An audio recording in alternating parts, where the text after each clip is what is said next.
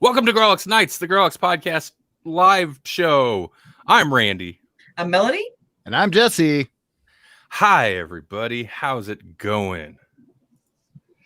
How's it hanging? Howdy ho. I don't know why. Howly. Yeah, you know what? Our viewers are getting it. It's 8:25, and Paul's like, yeah, you're on early-ish. You're not wrong. I know. I think the hidey ho might be like, we feel a little bit like poop tonight. So, howdy ho. Hey, that's and when we talk about time, we get high pitch. So if we're early, howdy ho. The high pitch has got to go somewhere. It's always there. Yeah. Mm-hmm. Melanie, you mentioned it. It's a fair warning, mainly for me. I can only speak for myself, but I've not been getting good sleep. I know I mentioned that on the show once in a while, but the last couple of days especially, so my brain is mush. So expect that to kick in about 20 minutes. All right. And I've been at work until like an hour ago. So I'm tired, but I've gotten better sleep. So we'll see what I got. We'll see what I got left. That means tonight the show stars Melanie. This is Melanie's night to shine. Yep. Melanie's taking lead. What's on the agenda? Arg. Not Joss Whedon stuff. We're talking zombie stuff. Bad robot. and not bad robots, although that I guess could be. A mutant enemy. Could be. No, not unless they're monster of the week, but it doesn't seem like a very Halloween-y monster. Yeah. We'll think about it. Fixing to get salty? I don't know. I'm not really. Honestly. The secret is he's always salty, though. I missed it. Man. It's all right. Let's see. Not enough sleep. He's got the salt in the corner of his eyes right there. I've even been able to hit Melanie with that recently. She'd be like, well, I mean, this sounds bad, but she'll be like, you seem unhappy. I'm like, that's my secret. Unhappy. Right. That's my secret. No, yeah, I think we're fine. I was trying to explain to my nephew today why people cry when animals don't, and I think I'm why I am ruling today and on par is because I explain things the way kids can understand them, and my explanation was because your brain gets too full of stress, and so it has to crap it out somewhere, and your eyes are the closest thing to your brain, so it comes out in your tears. There you go. Doesn't that? Yeah, they probably wouldn't question that much. They'd be like, "Oh, yeah." It is true. A lot of your stress chemicals come out in your tears. So, so in case you didn't know, that explanation is very simplified, but accurate nonetheless.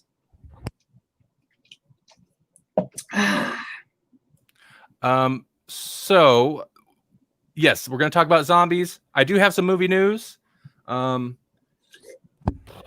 That's about it. Oh, we'll talk about the WandaVision trailer. I'm not sure when that dropped. It seemed like it was real recent, but wait, did I see that? I probably not. I put it in the chat earlier, or in our our message group. Is Wanda like the up all night Wanda lady?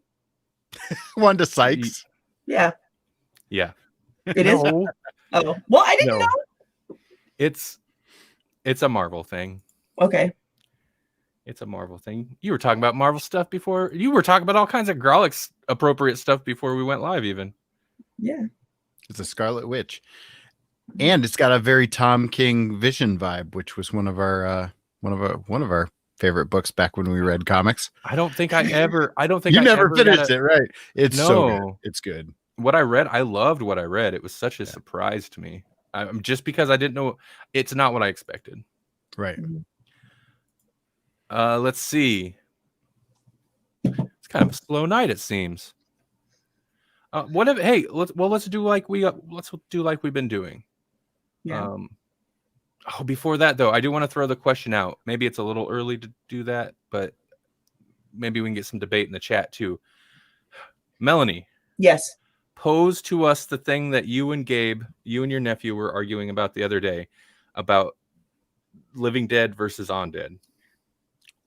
Well, it was. What's your position? My position is that anything that has died and is alive, like a vampire, in my opinion, would be the living dead, because they are dead and they are alive, therefore they are the living dead.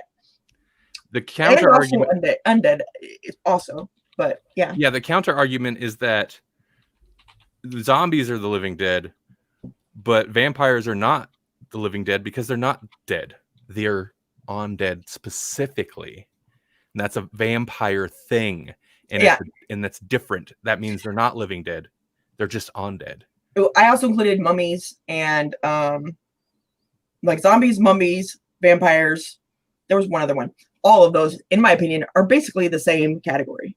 So, since we're talking zombies tonight, that popped in my head because it was like a week or two ago. You're telling me about this, and I was like, what I want to, because I am gonna get pedantic about it, but yeah, vampires are undead. They're not really the living dead, but they die when they become a vampire. What's a mummy? Cursed? Well, yeah, but it is alive, and then it's living dead person. So it's living dead, girl. I was waiting for the That's so bad. I'm not even sorry, guys. I'm not even sorry. I'd apologize if I were, but I'm not. So you're welcome. Hi, Savannah. How's it going? So what have we been watching? Oh, Paul says vampire is undead, zombie is living dead since they are resurrected. like Jeebus. We'll just say that. Why am I suddenly worried about offending religious people out of nowhere? We listen. There's certain things we take it easy on the show. That's actually, sorry, real quick, to break into Savannah's. Daybreak is going to be my zombie feature. So we will get into that later. Yeah, real soon. Yeah. Jesse, how on our little debate here, real quick, where do you fall? What's your opinion on this? Between the two, I don't know. I don't have a robust opinion on this. Like I've heard him referred to as undead so often that I don't even blink when people say undead. So, but are they? But the dead walk. I mean, it makes sense that they should be termed just the living dead. So, I mean, although when I think about the monsters themselves, vampires being the living dead makes kind of more sense than zombies, because zombies are just dead. But I mean, they feel like synonyms, honestly, and so like it gets sticky. Like where's the distinction here? That's why I'm like, what about the mummy? I mean, he's cursed, but he's also falling in that category. It's just the curse, and some people say that the vampires thing is a curse, and what even is fiction? My biggest supporting argument for all of this is that every single one of these creatures was dreamed up by someone who was afraid of dead people, most likely because they peeked into a casket as a couple months, maybe a year or two after somebody had died, and were like, why is their hair and their nails growing longer? Why does it look like they've been moving? Which bodies and then move. What if they did move? And then we're like, oh. Bodies move for up to a year and a half after they're dead because of the decaying process. And that's part of the reason that these kind of stories exist. They're all based on the same thing, so I consider them all part of the same category. And did we cover this during Frankenstein? What's he? What's that monster? Yeah. What's Frankenstein's monster? Oh man. Is that a new life gone wrong, or is that reanimation of dead flesh, ergo undead? That's I think Frankenstein is the best example though to argue about, because with that one, except in certain circumstances, like the show that I watched is a little different. I think you don't really know if that's a new life or if that's the life of like the head, the brain. The brain, or, yeah, yeah, because a lot of versions of it it is. I mean, they are using an Abby normal brain. They're using a brain, and they used a bad brain. So when it comes back, it's bad. But yeah, like the one I had watched several weeks ago for our Frankenstein episode, he was very much like a new life. Like he did not seem like a being that existed, because he's like murder. Like he was learning everything for the first time. Yeah. That don't. Paul says, "Hey, Melanie, don't go rationalizing my horror." Sorry. Horror. Can I real quick change the subject just for a second? We had been talking before the show about my nephew was watching Thor for the first time, the first Thor. Yep. So he just got done and he came in and he confirmed, I think all of our opinion, that the love story in that was unnecessary and there was no chemistry between the actors. So another outside opinion agrees. And that's our future. So there we go. It's their opinion that will ultimately matter. Yeah. Yeah. That For a movie while. is unnecessary. For a while, until they become the new boomers. Mm-hmm. Generation new boomer. Okay. I wish that could be their, I really wish that could be their name. That would be fantastic. But like spelled NU, of course. Like Like new metal, of course. New Of metal. course. New Yeah. boomer. They don't even get. Yeah, they can. Which would really make the boomers mad. So I think we should do it. Mm-hmm. This is the new boomer, okay? Hey, have you guys been watching anything interesting? I figured we could do a quick rundown of recent viewing. I got through season 1 of The Boys, and Ooh, yeah. even I mean, like, I know that there's all these comparisons to The Watchmen, and I haven't seen the HBO series yet entirely, just like one episode of that. But I think there's some stuff in The Boys that is genuinely the most disturbing superhero stuff I've ever seen. Ooh, Right? yeah. Yeah. And I've only been through season 1. Like the stuff with the deep in season 1, I'm like, I went from hating this guy to being like, oh, he's a bad dude, but oh. Mm-hmm. Really, I think the worst thing I've ever seen superhero wise probably would have been the first episode and Robin. That was crazy to me and kind of set the tone for the whole show. So there you go. Yeah. True. And there are. I feel like it's not even till just with the gore, when it goes to gore, and a lot of it it's kind of CG, but it's fairly well done, and it's just the applying what would be super strength to a realistically fragile human body. It is pretty disgusting and horrifying when they do certain things. Oh yeah. I just thought about Pop Claw and her whole like thing. I thought about I don't know her name actually. Does she have a name? The mute lady? The Kikomo or something like that. Yeah. Oh, you Kikomo, Kimiko, I don't know. But and that might not even be till the second season, but somebody gets their face ripped off. And that was what I was thinking of. Why? Yes. Why'd you have to do that? But okay, Yeah. whatever. Yeah, whatever.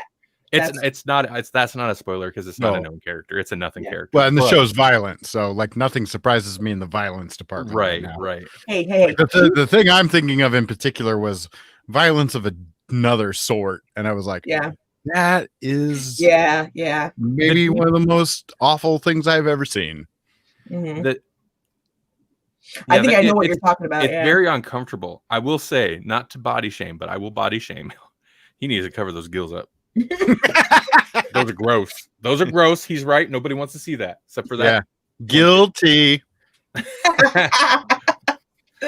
Paul says he's looking forward to Fargo on FX this Sunday with Chris Rock. Chris Rock's in Fargo, and also Fargo is the Fargo series that's still going.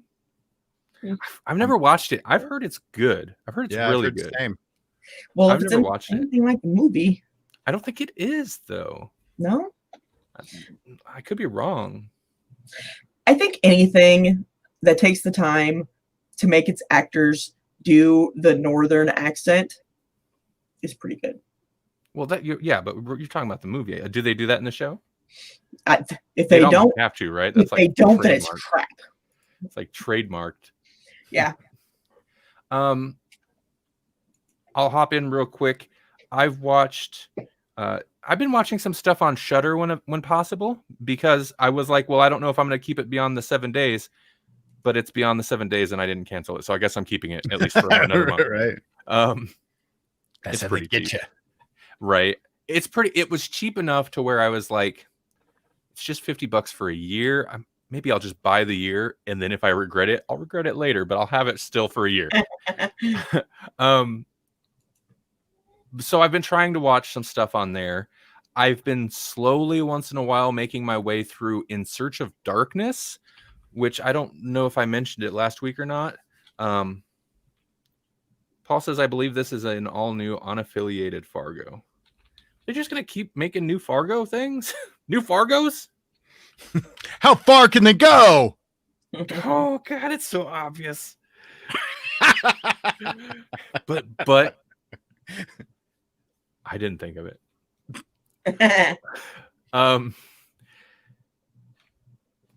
Where was I? Oh yeah. In Search of Darkness, and it's about 80s horror movies. It's a documentary, and it's interesting. It's like the structure of it's strange because it's very meticulous. It will go movie by movie, and it doesn't always spend a ton of time on each movie. In some movies, it spends more time on, and then also little elements of like 80s horror, like I guess the distribution or like cable stuff like that. And it's got all kinds of like the Joe Bob. Anybody who knows Joe Bob knows Joe Bob, I guess. Joe Bob Briggs, and then the guy Melanie we watch all the time on the kill count videos. Dead Meat James pops up in there a lot, and then of course the actual like John Carpenter. Whatever. It's a horror documentary. Yeah.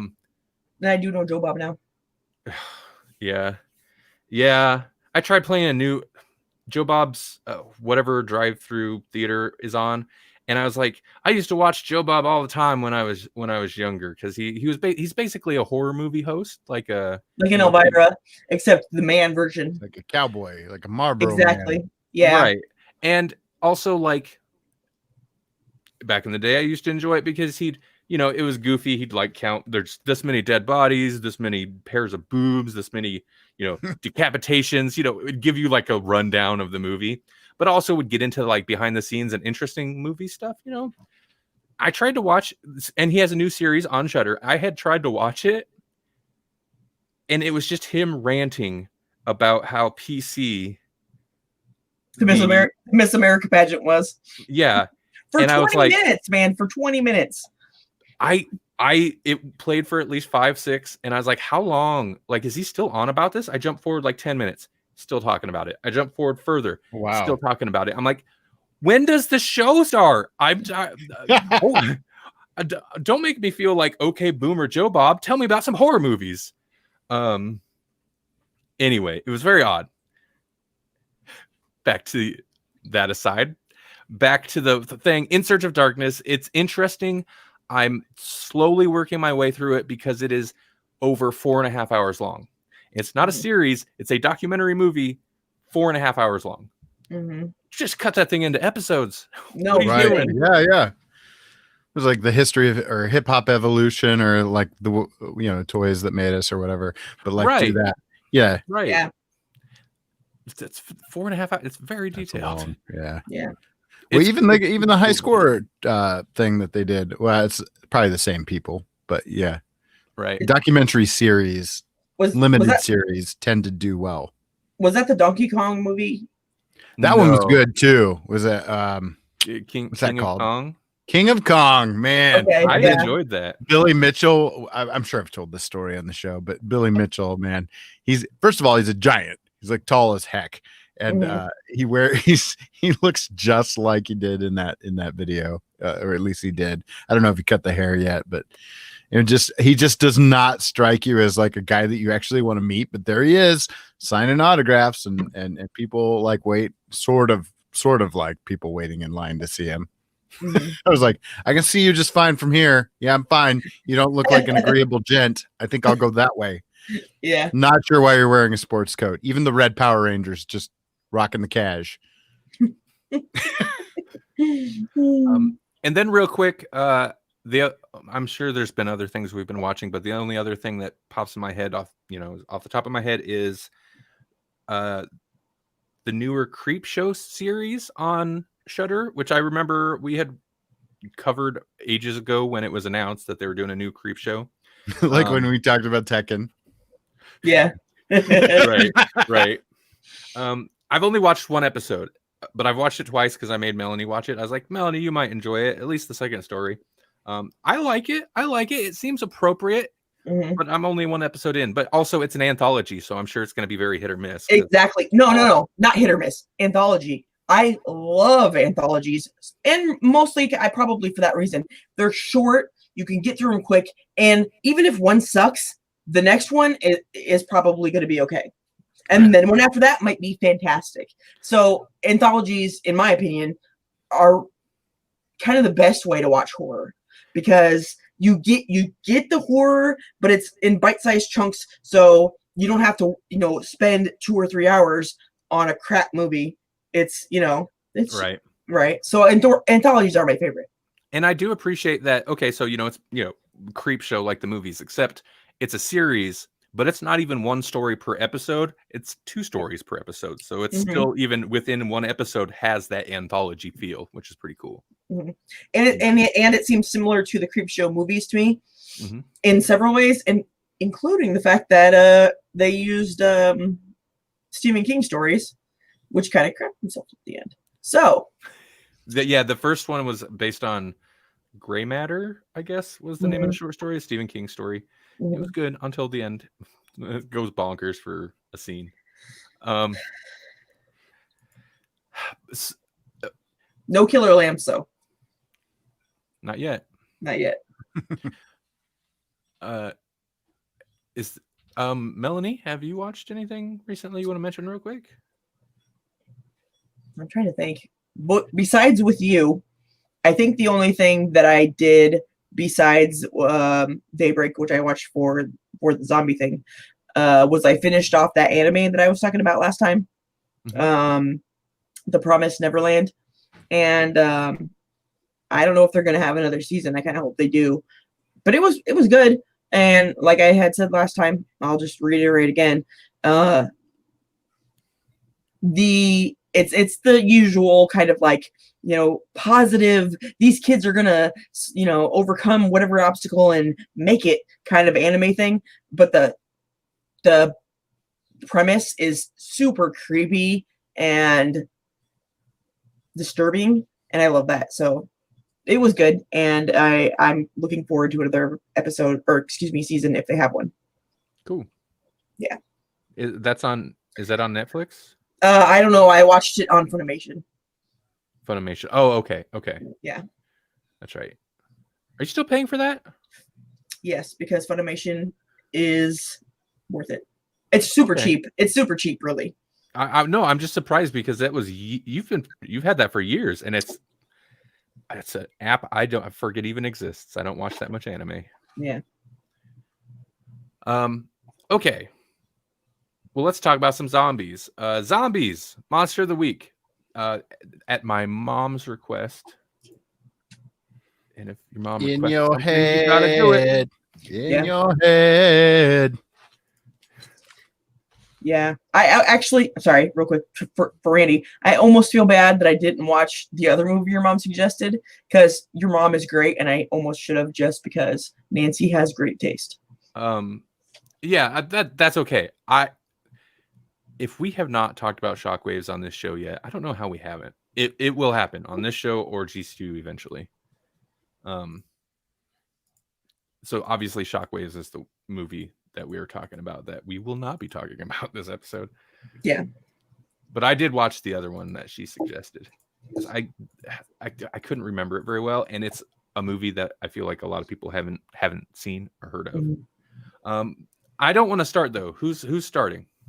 I can start if you want. Do it. I usually don't, so I will today. I watched Daybreak, like Savannah mentioned. She suggested it to me. In fact, I started watching the first couple episodes at her house.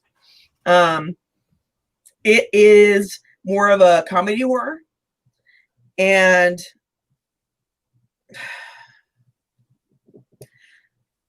it's good. It's not the best, okay, but it's definitely geared towards certain people. So the setup is there was some kind of war. I think they might have little background information about it, but I think it was like New Zealand and Australia were at war. Something that's like bizarre and absurd. I don't know if that's actually it. I'm just using those as an example. But bombs were dropped all over the world, and they were both, I think, nuclear and biological weapons. And several. Okay.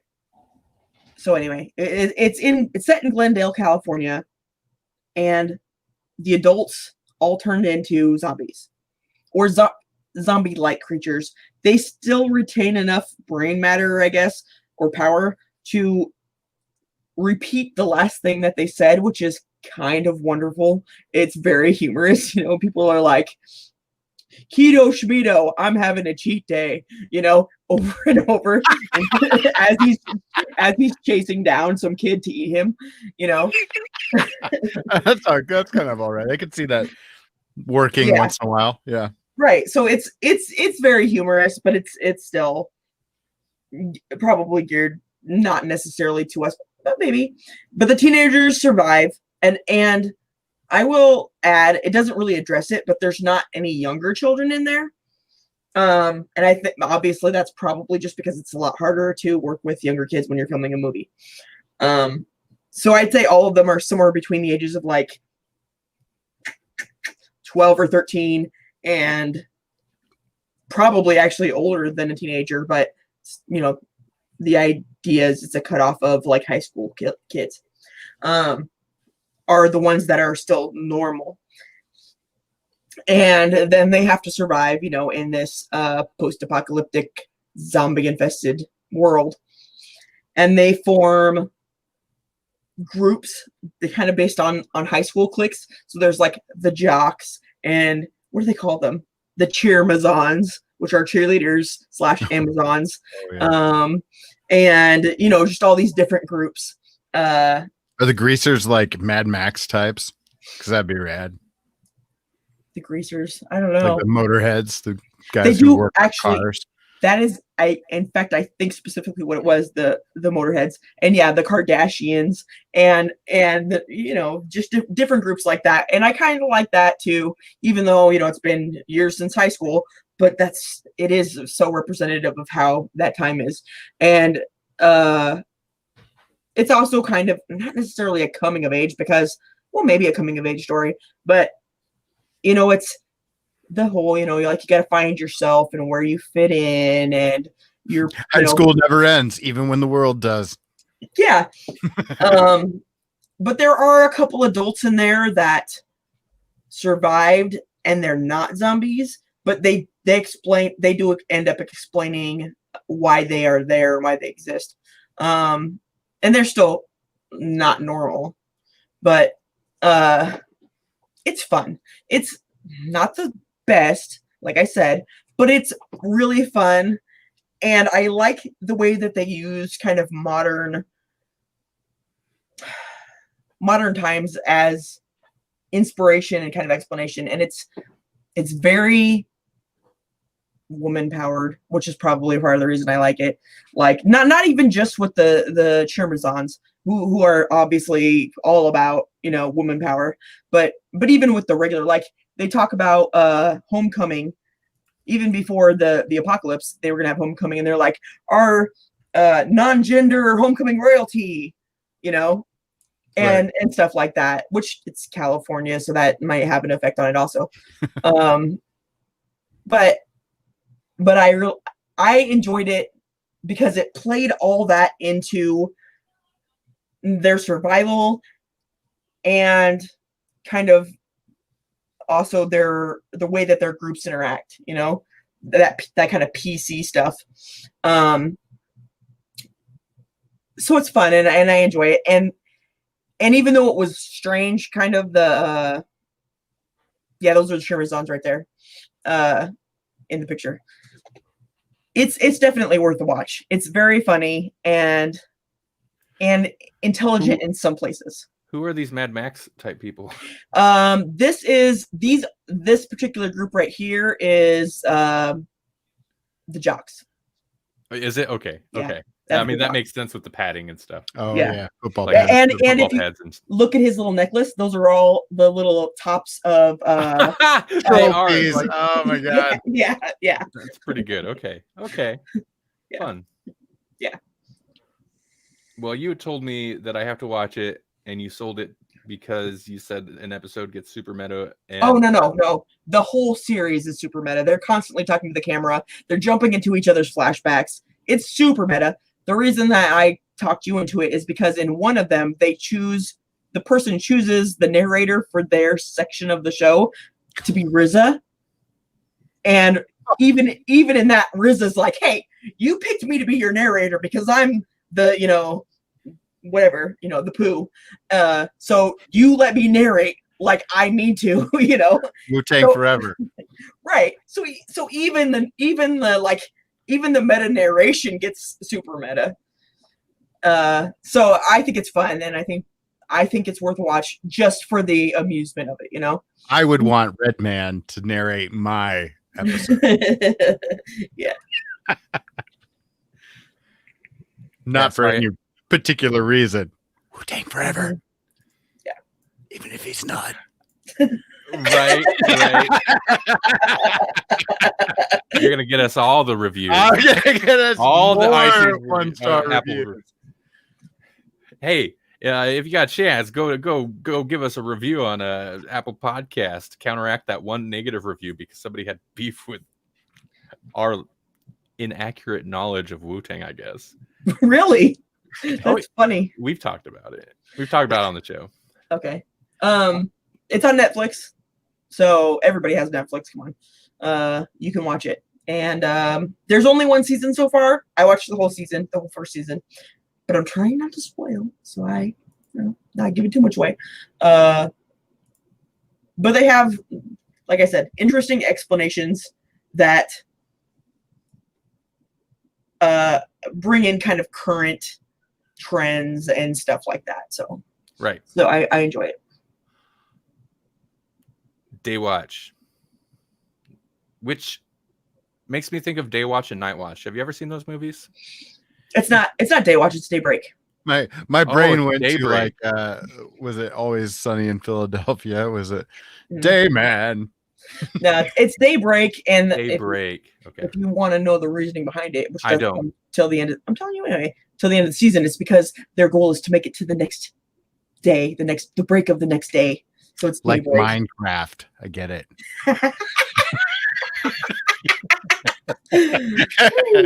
Everything ties back to Minecraft for these kids. But I kind of blame myself for that because I was like, hey, you guys want to play some Minecraft? You might like, if you like Minecraft, you might also like. Yeah. What do you think the next Minecraft / Fortnite will be? Because Fortnite kind of replaced it, although Not really. I mean, Minecraft's still out there. Like, kids still love it. Right, It's right. a different demographic now. And I have to say, baby, you're looking at it from an older person and possibly a boy's perspective because Roblox was the next Minecraft. That's true. okay, well then Fortnite happened. I'm talking about, yeah, but the kids might be playing Roblox. Then it says Goat Simulator, which is a ridiculous game, and you will pump more hours into that game than you ever thought you would ever do. Man, he's got a magical, because you need to see this goat fall off of things. and he's got a magical tongue right there. It's true. It's true. Yeah. Yep. Sorry, Randy. What were you saying? Sorry, Goat Simulator will derail a guy. Yep. Nothing. I'm not saying nothing. Who's up next? Should I go or do you want to go, Jesse? You should probably go just to break it up because I guarantee you my pick's pretty meta and pretty humorous and pretty much the same review. Okay. Okay. I can see that. Oh, there's going to be a lack of pictures. It's not a great picture. Okay. Well, I watched. There's a serious lack of pictures to show you guys. I watched a movie from 1981 called Dead and Buried. Let me pull up a picture. Dead and Buried. Oh, that is not a very good representation in that picture right there. But it's a cool picture. It is a cool picture. Strange. I've seen some Stranger Things. It's an 80s horror movie. It's all VHS, man. They sell it on. It doesn't matter what's on the movie. You sell it by the cover. Right. Yeah. And the fonts. That's my Stranger Things reference for those. It is very, very, yes. So it's an interesting movie. It's a zombie movie. A post, obviously 81, a post Romero zombie movie that keeps it kind of fresh by going back to pre-Romero zombies. Mm-hmm. Basically,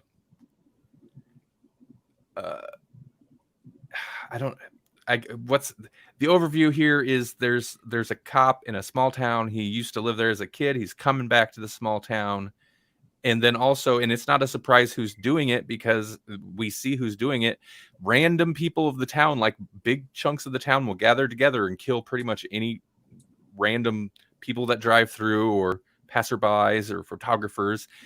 And that's the whole thing. Like, that's kind of the mystery of the movie is it's like, I don't know if you can't call it a slasher really, but it does have that formula of like person shows up in the town and then they get murdered and you follow them as they get murdered. But like, it's not a slasher because the people that are murdering them are just everyone in town. They just gather together and snap a whole bunch of pictures while somebody murders them and they watch and enjoy. But it's still kind of a mystery. Sorry, I actually watched this too. Yeah. It's still kind of a mystery because you don't know who's behind it. Right. You don't know why. And then I've already, the fact that we're talking about it in the zombie section gives kind of spoilers, but it is kind of an interesting, like, knowing it's supposed to be some kind of zombie movie going into it. It's an interesting little roller coaster ride because you're like, where's the zombie? This is, if anything, this is like, and it's not to the same level, but this is kind of like an amped up slashery version of, Wicker Man, the original Wicker Man, not the one with the bees, where it's just like this community of people will kill people. And I think maybe the slashery thing I keep mentioning that because the murders are very 80s slasher. It's all about the gore and town murder party. Yeah, I mean, what, town-wide murder party? Yeah. It's all about the gore. Oh, the makeup, it's hit or miss. Sometimes it's amazing. And of course, since it's 1981, it's all practical. So sometimes it's not amazing, but in my opinion, it's still fun.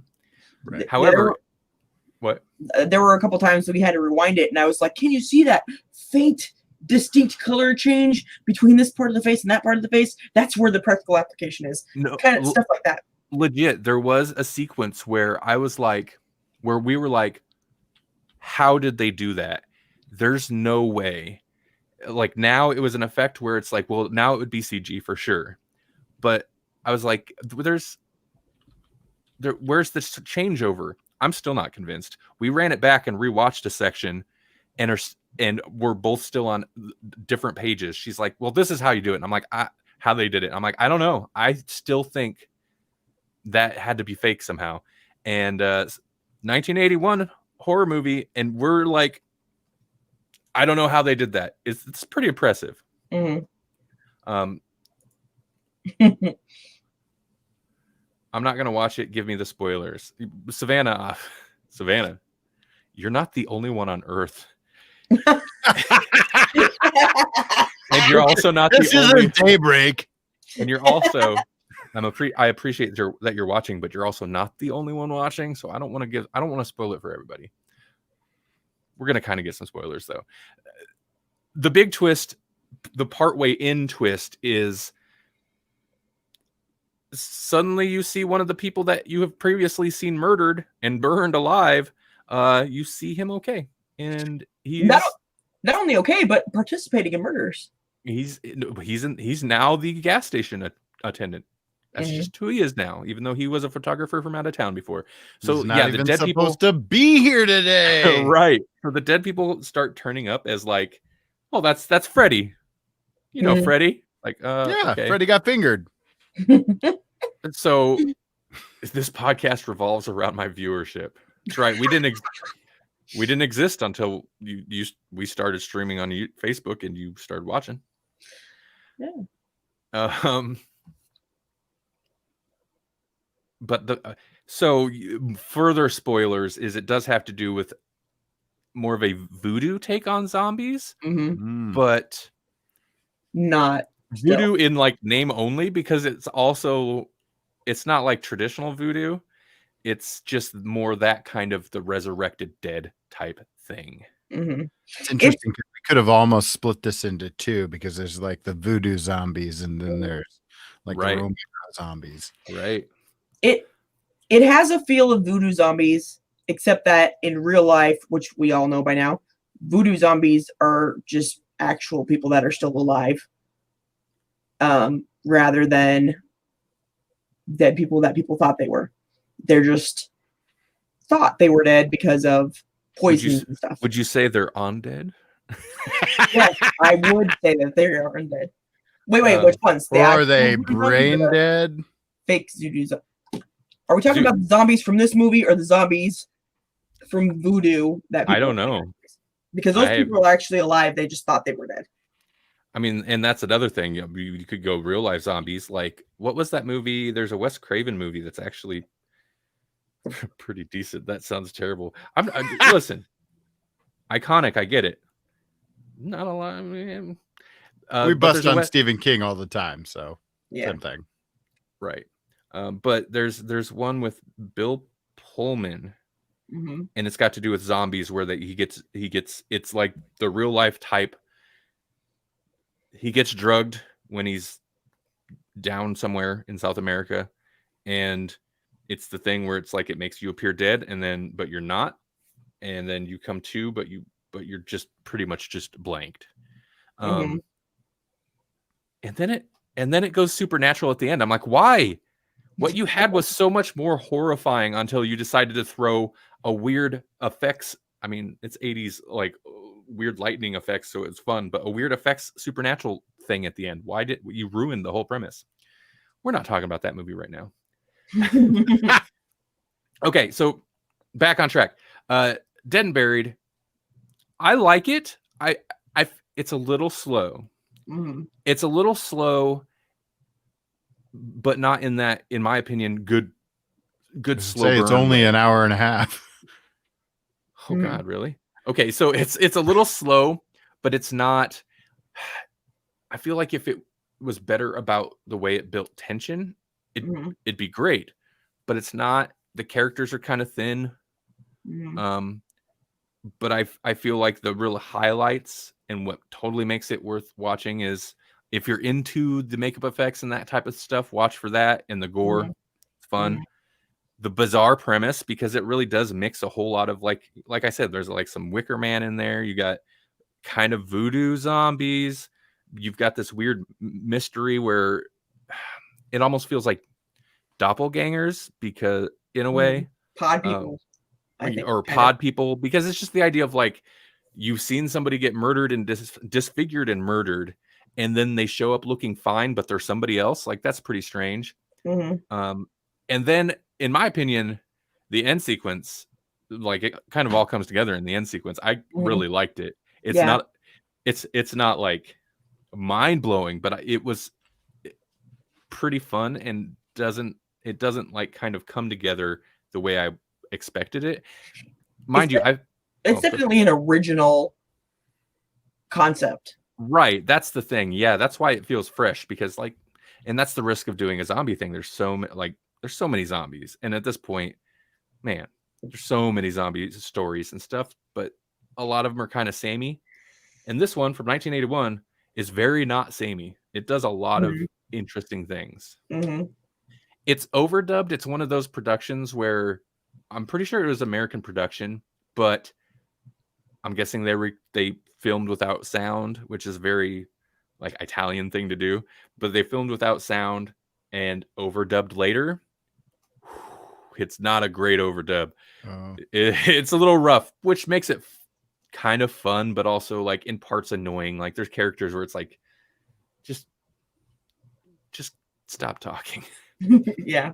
And it just sticks out so much because of the overdubbing. The voice mix is like, it's right there. It's like, stop. Mm-hmm.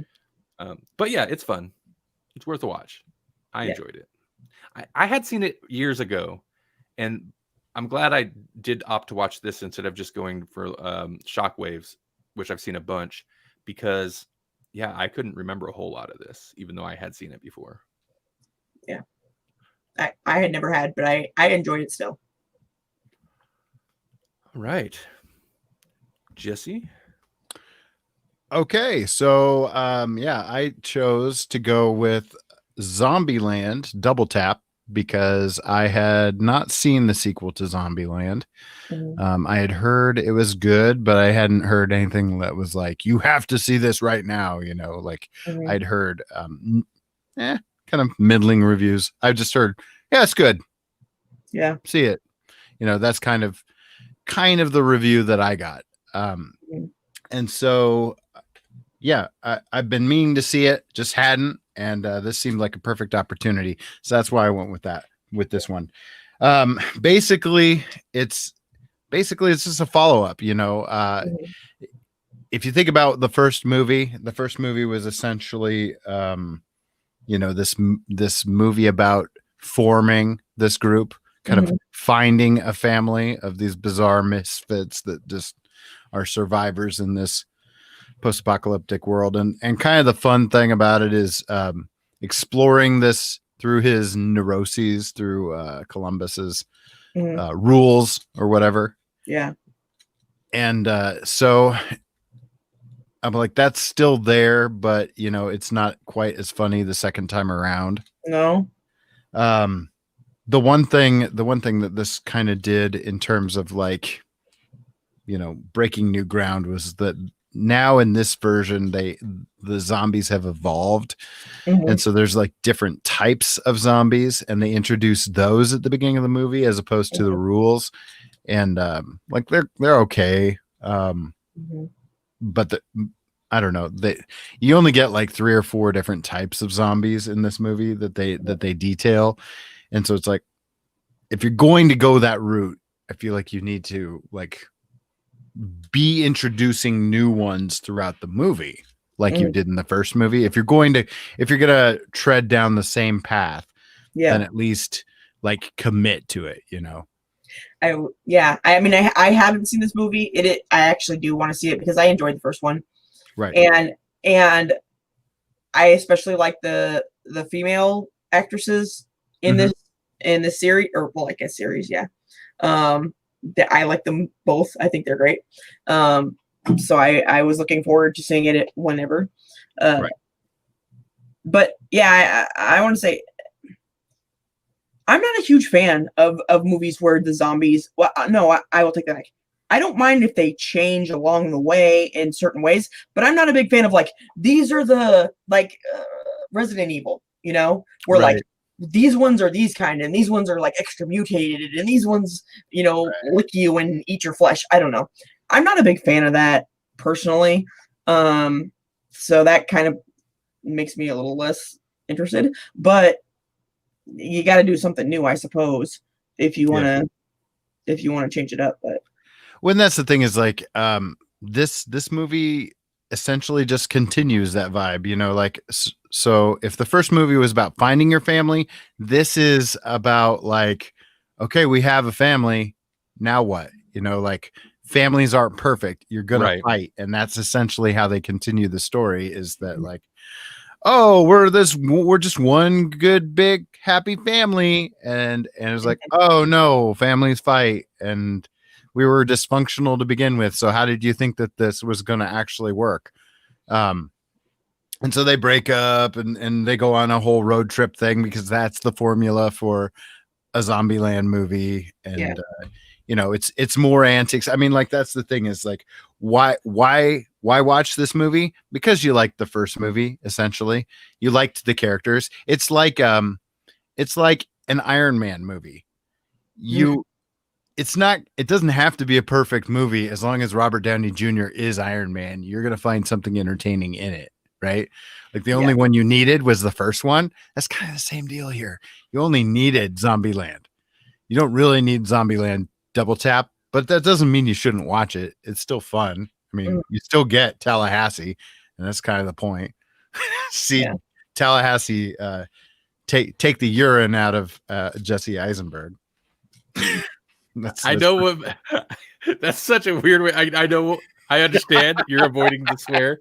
Right. That's such a weird way to put it. And I tried to do it without missing a beat. Like I tried to play it really flat. No. And I had to call you on it. It sounds so weird. It sounds so weird. Hey, Turner, by the way, if you're still watching, hi. Yeah. Hi. Got to give a shout out to people. I haven't talked to Turner in years. Got to give a shout out to people that are tuning in that usually don't. Absolutely. You're antisocial. It's fine. They know that.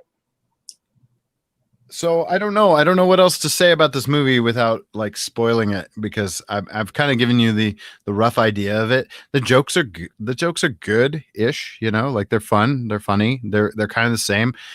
If I have a criticism, it's that the first movie was kind of meta, and this one like dials that meta way up to almost Deadpool levels, but not like with Deadpool it works, and with this it works a little less.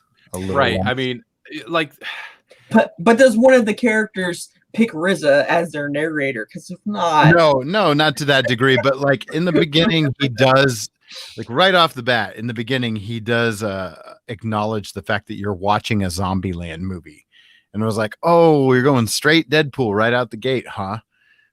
So I mean, sort of spoiler, but not really. It happens immediately, and it was fun, but like the essentially they're doppelgangers, the other thems that show up at one point. Oh, so you've seen it then?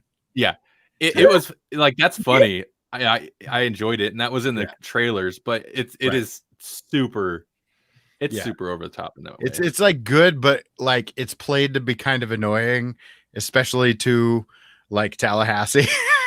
and it works. It's like it's funny because it is kind of annoying at the same time.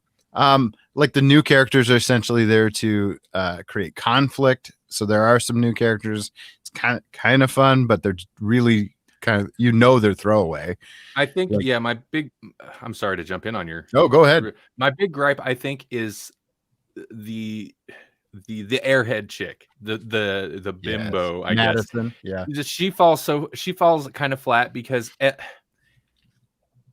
least the core cast are kind of like, it's ridiculous and it does get meta, but they're over the top, but they're still characters. And she feels like a cartoon. She feels like she's not real. Like, I mean, she's a character in the show, or in the movie. She feels like a step too far into just caricature. So. Yeah, so if I have a criticism, it's that the meta goes too meta, and some of the absurd goes too absurd. But at the same time, like I'll say that, and in my next breath, I will praise the after credit scene so hard. I wish that was the movie. I wish that was the movie. That was the movie they should have just made. They should have just made that movie, because I had chills watching it. I have chills thinking about it. It was incredible. He seemed, he's old. He seemed tired. He seemed tired through the whole thing. He just seemed made tired. It even better though. Like, and he's dropping like his ridiculous catchphrases, and he's like, they've got the freaking Kenny Loggins song in the background. I was just like, this is everything. You knew he was gonna pop up, and I was like, well, how though? How? Like, I knew they were going to. I'm a little surprised that they waited till they're like, till it was like post credits, basically. Like, oh hey, oh yeah, by the way, we know you'll be upset if we don't have this here. So yeah. Go ahead, sorry, real quick. I wanted to comment on, you highlighted it a second ago, but I didn't want to interrupt. Solomon Grundy is my preferred zombie across all mediums, says Paul. And my argument is that Solomon Grundy isn't a zombie. He's more of a Frankenstein, if we're going to separate the different characters. What is his origin exactly? Because I can't think of it off the top of the head. He's a dead. He's a dead person that was brought back to life by a scientist, isn't he? Or am I mistaken? Maybe I'm mistaken. I can't recall. He was like a dead mobster or something.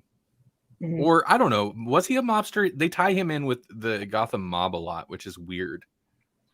But I don't know. Zombies, in my opinion, the difference between a zombie and a Frankenstein would be a Frankenstein is a dead person brought back to life by someone else, and a zombie is just a dead person that comes back to life. But then again, I guess that would kind of invalidate some of the like more voodoo type zombies too. But still, they feel more like Frankensteins to me than actual zombies. He was originally depicted as a murder victim brought back to life as a corporeal revenant or zombie, though subsequent versions of the character have occasionally depicted a different origin. Yeah, I mean, it's the same for book characters and movie characters, but it seems like especially comic book characters. Mm-hmm. There's like which version? Yeah. There's always a million different takes. That's you can crazy talk. How can you have any kind of canon if you don't stick to a story? Canon. Yeah. What?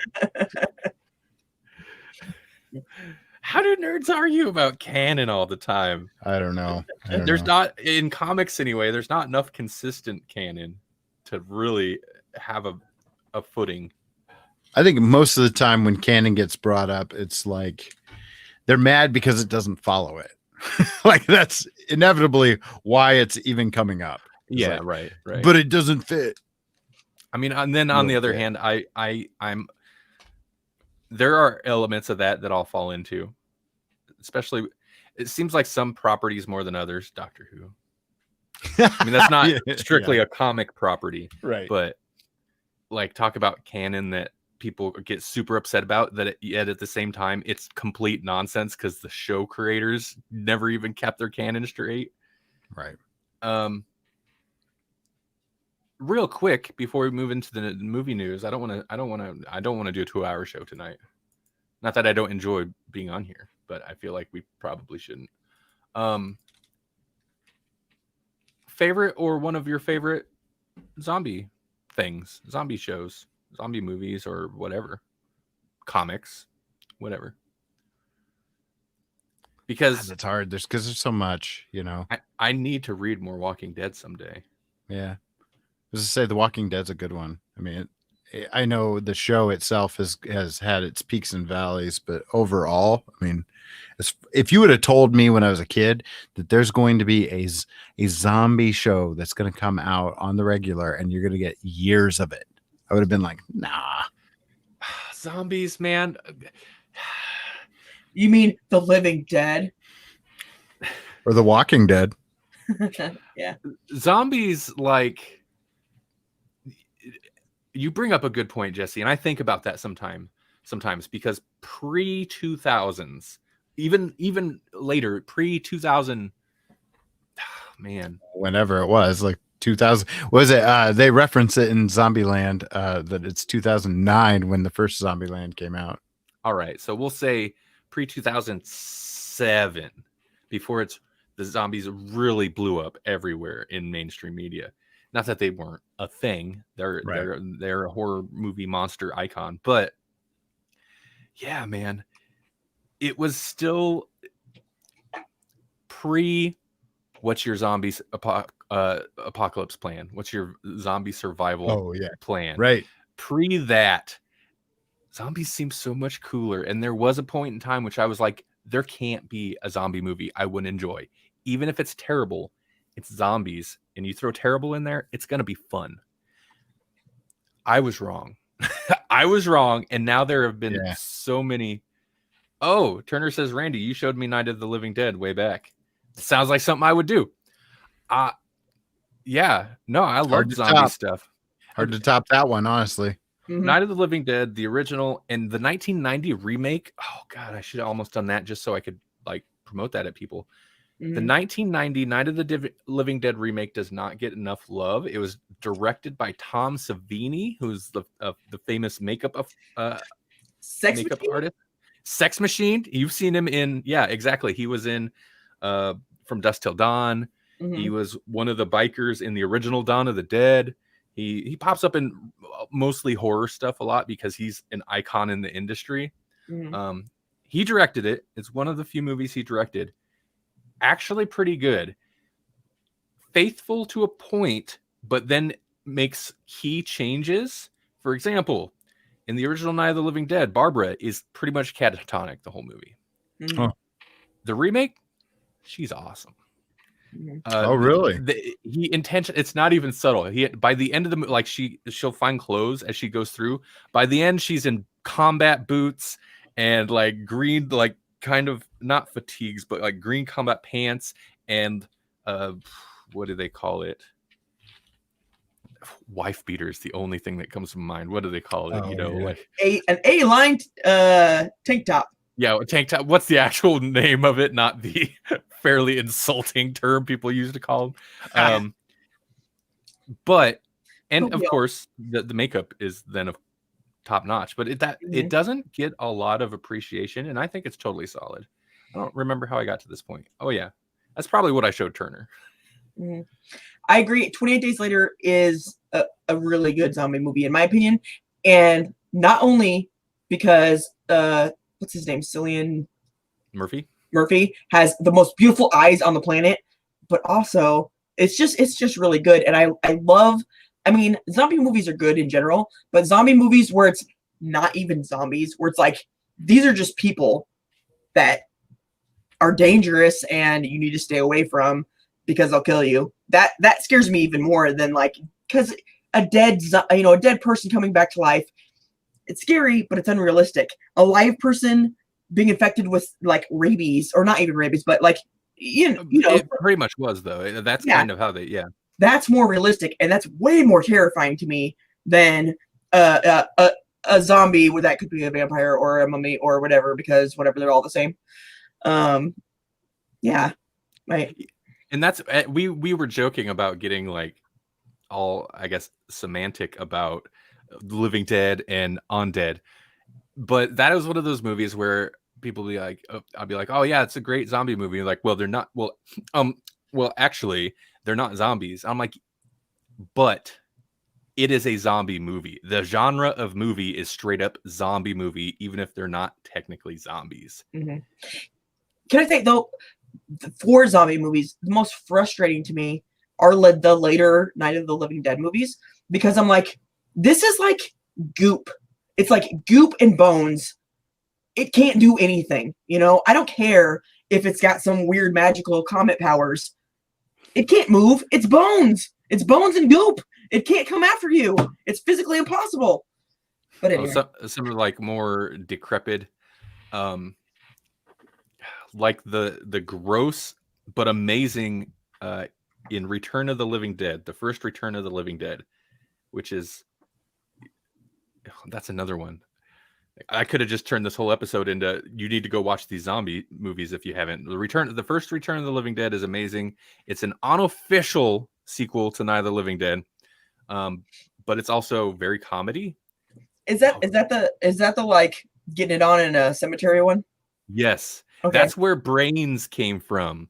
Okay. Brains. And it said more paramedics. That's great, but it's got that zombie in the basement that comes out of that canister, and that really is just a skeleton with goop on it. Yeah, that is where it started, in that one specifically. I remember it, and then later there was other ones that were cool, mostly because they did like some kind of gross body horror stuff with characters, but a lot of it was just like, there's these canisters of goop. And I'm like, they can't, I mean, it's goop. What's it going to do? But, you know. I feel weird highlighting Jesse's own comment while he's here, but Jesse, you had said Shaun of the Dead. Now, Paul, I'm assuming in reference to Return of the Living Dead, said that's when they started to go off the rails. If I'm right in what he's in reference to, I don't know. It just depends because Night of the Living Dead, Romero zombies are still, for the most part, they did kind of get more intelligent. Like he did some stuff with them as it went. We're still Romero zombies, and then Night of the Living Dead was its own thing. So, like in my mind, Bub aside, because Bub is amazing.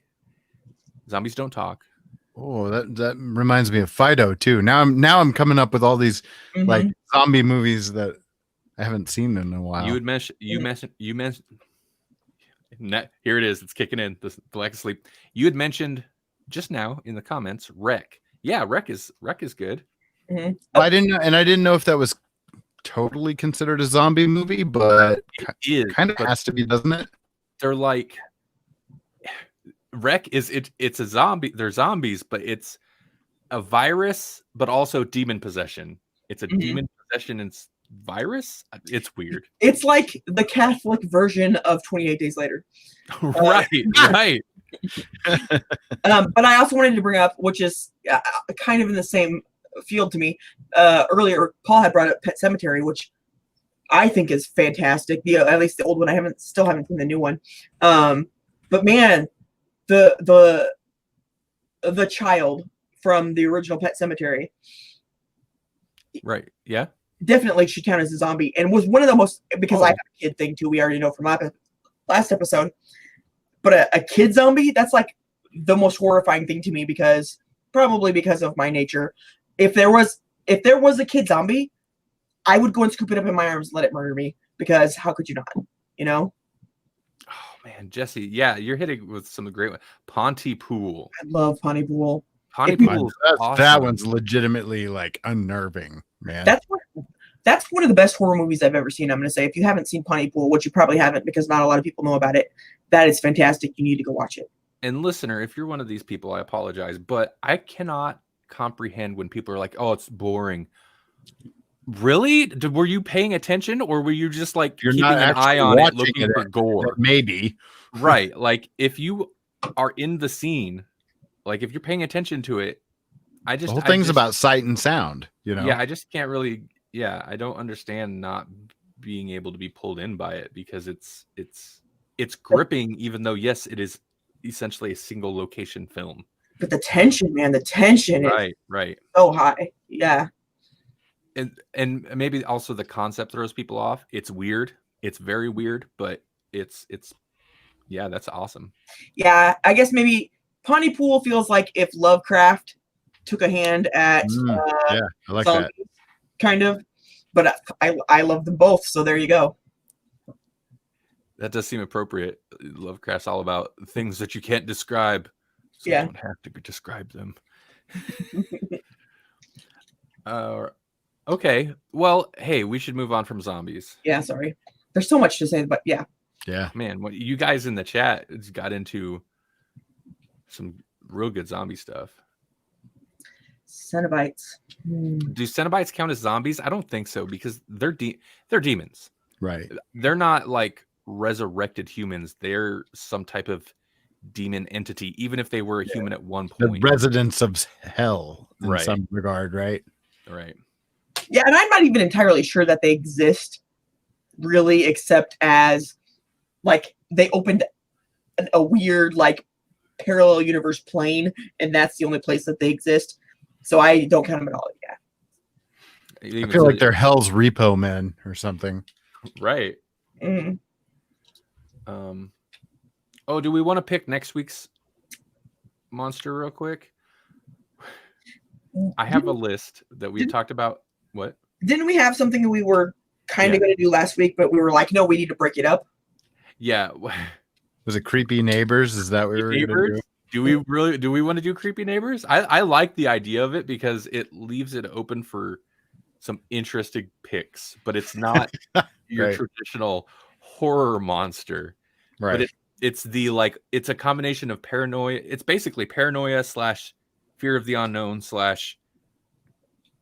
there's got to be a word for like being afraid of your community or your what is that? I don't know. Antisocial. Us. What's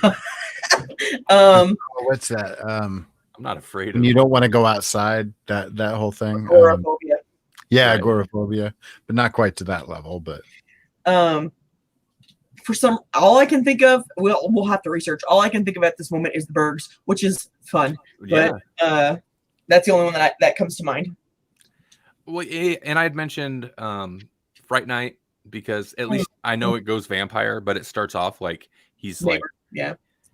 and it also makes me think of that Tom Waits song. That's like my favorite Tom Waits song. What are they doing in there? What's he building over there? Oh, that's what it is. What is he doing over there? And it's just about being paranoid and thinking your neighbor's building some weird crap in his. I love it. So maybe I know it's a little bit of a weird concept, but maybe you guys want to do creepy neighbors? we can do creepy numbers. Yeah. It'd be something different. Yeah. Yeah. I think we'll get some variety. Mm-hmm. Stepford Wives. I'm not familiar enough with Stepford Wives. Stepford Wives is. Would that count as something like that? Yeah, I would say so. Sort of, because they were like, they're the Stepford Wives, and they're really bizarre. No, they just really like it a certain way, and then you find out that it's like practically a cult or robots or whatever. Mm-hmm. It kind of depends programmed to become the perfect wives. Yeah, it kind of depends on which version of the movie you watch. Yeah, but I would say it counts. I feel like the concept is vague enough that you can make some stretches to justify a lot of things. So like Out, does Get Out fall into this concept? When you mention Stepford Wives, it feels like it should, but that's kind of the same, except it's not so much necessarily neighbors. It's more like bad significant. Almost like that's almost Body Snatchers level, right? I guess I guess it's getting into like the hidden. It's not even like the other culty, yeah, it's like basically the even just the idea of the creepy neighbors is like, well, they're just the neighbors, but there's something going on beneath the surface. It's the like, we know everything's all good. The facade. Mm-hmm. Right. Well, in horror movies, they tend to blend into each other, into different genres, which is part of the reason that they're so great. So I think there's lots of things that could possibly fit into it. We just gotta stretch our imagination. Right. Creepy neighbors. Come and see our creepy neighbors. So yeah, is that going to be the first? That's going to be the first one we're going to do in October. What a weird pick to go into October. In my mind, initially, I was like, yeah. Then October we'll hit like the big monsters, like the classics. And I was like, we kind of started backwards, but right. There's no rules. We're making it up as we go. This is our show. Yeah. This is our show. Okay, so we'll end with Nicolas Cage. Yes, we are now. Our favorite monster. Favorite horror movie monster, Nicolas Cage.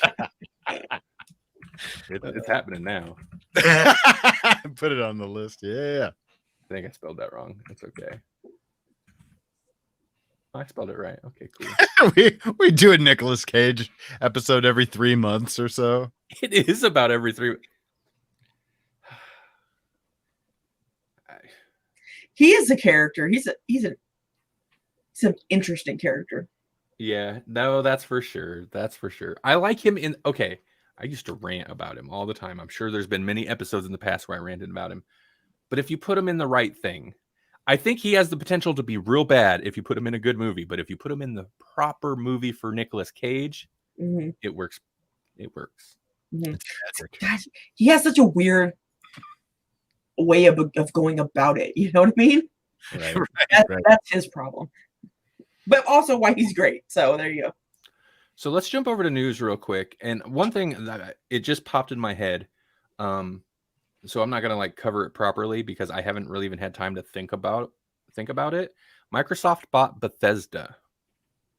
Oh, interesting. Right. that's a big story, and I'd seen the headline a bunch, and I haven't looked into it, and I hadn't even thought about it till now. Either a really good thing or a really bad thing. Right. Wait, what's going on with Bethesda? Microsoft bought them. No wonder you never remember the stories we cover. You're like, what? Yeah, Microsoft bought them. So I don't know. But Bethesda's like the only game maker that I play. I know. That's why it's concerning. Right. And it's the thing of like, initially I was like, well, maybe that's good because maybe it'll like give the company an injection to like power through then this next Elder Scrolls game. But then again, man, most of the time, Bethesda's such a big property though. When Microsoft buys a big known, like a popular publisher or developer, I mean, in the long run, it doesn't usually work out very well. Right. So basically, I think Microsoft will probably get an Elder Scroll game eventually, and then Bethesda will kind of fizzle out or get dissolved or something. Yeah. That's my suspicion. Just own it and let them do their thing. Yeah, that'd be so much better. But I will say, if I had to pick between Microsoft and Apple to buy Bethesda, definitely Microsoft, because they at least are like Apple owning all of that and making it like Apple exclusive gaming but you know, Microsoft is definitely the brand that's like, use what we have and expand on it and you know, kind of add to it and make it your own, and then we'll maybe do that same thing too. But Apple is like, you know, it's ours now. You can only get it through us, and you can only do our things with it. That's like anti-Bethesda, is, you know, if there was anything that is.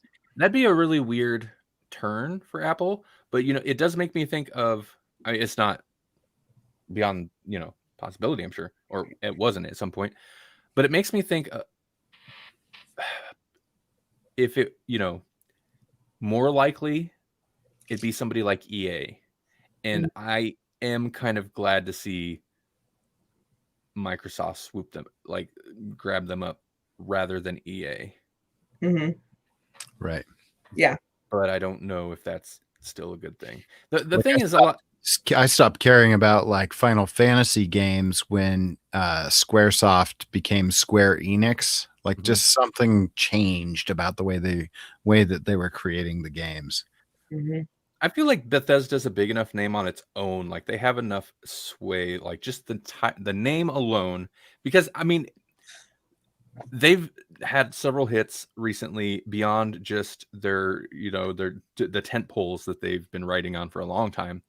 Like the newer Doom games, I believe, I could be wrong, I believe are put out by Bethesda or developed by Bethesda. Those are big hits. So they are doing other things too, but they can do other things that don't matter. I've been playing the same freaking Skyrim game for like 8 years. You don't even play with mods. I can't comprehend it. And that's what makes Bethesda special. It's not. No, you cut out on us. You could personally add and expand, or add to and expand. And that's why I'm glad it was Microsoft, because if there's anybody that's open to that, it's probably Microsoft. Right. Okay, I'm going to skip this next story. I don't really know how to cover it. It's fun for a laugh, but right. Let's skip it for time stuff. Okay. So this is, however, the one I'm going to do first is kind of an older one. This is from the 15th, but Taika Waititi pirate comedy, Our Flag Means Death, set for HBO Max. That's an interesting headline, because when I first read it, I was like, so he's doing a pirate comedy called Our Flag? Well, how does it mean death for HBO Max? Right. So basically he's attached to yet another.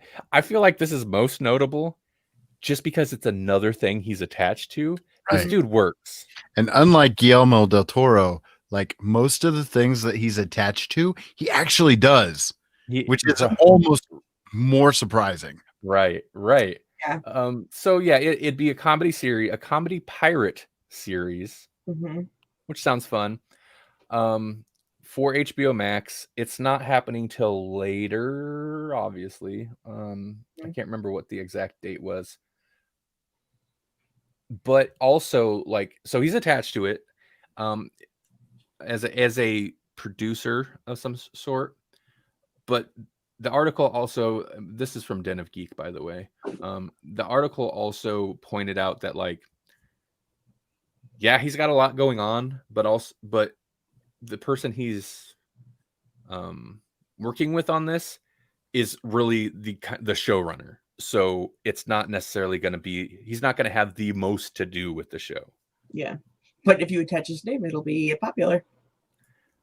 Well, and that's why I think, the Guillermo del Toro mention is I think that's why that was a thing, because you attach his name to it means good things. You know what? That never worked for me, only because Guillermo del Toro is very similar to the actor. The only thing I can think of that is Benicio del Toro. Huh? Benicio del Toro. Yes, I confuse them all the time. But I want to see a Guillermo del Toro biography movie starring Benicio del Toro. Benicio del Toro would totally add some bizarre quirk to it. Right. Well, it's the thing with del Toro. I'm sure he has produced a lot of stuff, but like, he actually wouldn't put out as many. Yeah, it got disappointing because it's like, no, I've seen del Toro produce stuff. It's fine. I want to see a del Toro thing. Yeah. But at least so far with Taika Waititi, it's like I was worried about the What We Do in the Shadows series, because I had a feeling he'd have less to do with it, which I think is still the case. He's still a producer. He was in an episode, but I think he writes for it too once in a while. Oh, does he? Okay, so yeah, but I mean, it's good. Like, I was a little worried he's just gonna, like, all right, sign it off, payday, and that's not the case. So far, I haven't seen that. Like, he's put out these. I heard he's even attached to. Maybe it was even in that article where he's attached to Werewolves. Oh, right. Also with Things That We Do in the Shadow. Yeah, that's good. A spinoff. Is that actually, like, there's been stories about that for ages. I wonder if that's actually going to come to be. I don't know. Well, I mean, I think well, I don't know. I only know from us, really, but it seems like What We Do in the Shadows has been pretty successful. And since it is, maybe then they were like, okay, then I guess, yeah, we could go ahead and do a werewolf one too. Yeah, I mean, I don't know if we'll need it or not, but it could be fun. I mean, be worth a season just to see. Well, I don't need any of it because I've got some yard work and some laundry I could do, but why would I do that when I can watch What We Do in the Shadows, Right. True. So just real quick, a few of the things he's attached to, in case you had forgotten. Thor, Love and Thunder, of course, the thing that matters to me, which is so weird. Ragnarok, so good. That's scheduled for 2022 still. He is attached to a mystery Star Wars movie, which was recently pushed back in its schedule, but directing the pilot for the Apple TV serial adaptation of Terry Gilliam's 1981 classic Time Bandits. Apparently. Right. What? He had a lot to do with, maybe I'm wrong, I feel like he had a lot to do with, speaking of it, Disney. Oh, I guess we weren't speaking of Disney. Did he have stuff to do with The Mandalorian? I feel like he did. He was the robot. He was the IG unit. I didn't even know. He's great in those kind of roles. Right. Yeah. He is still attached to write and direct animated features for Flash Gordon and Charlie and the Chocolate Factory. He's still, What We Do in the Shadows is still a thing.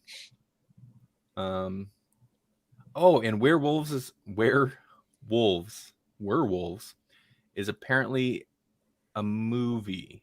It's set to be a movie. Okay. No, that makes a difference too. So I feel like that one has been in flux for a long time because I'm pretty sure I'd heard that it was supposed to be a show at some point too. Mhm. He's got a lot of irons in the fire. Werewolves, not swearwolves. And then wait. So you were talking about? Huh? Never mind. I had a comment. I was trying to hold it back, and now I can't remember what it was about. So that's what happens. Move on.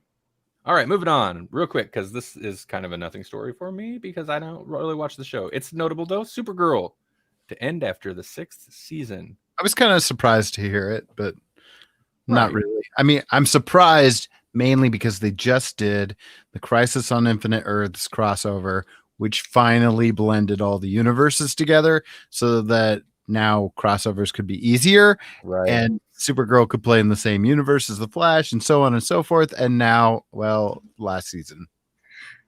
You know what? That doesn't really surprise me though, because crossovers kill things for me.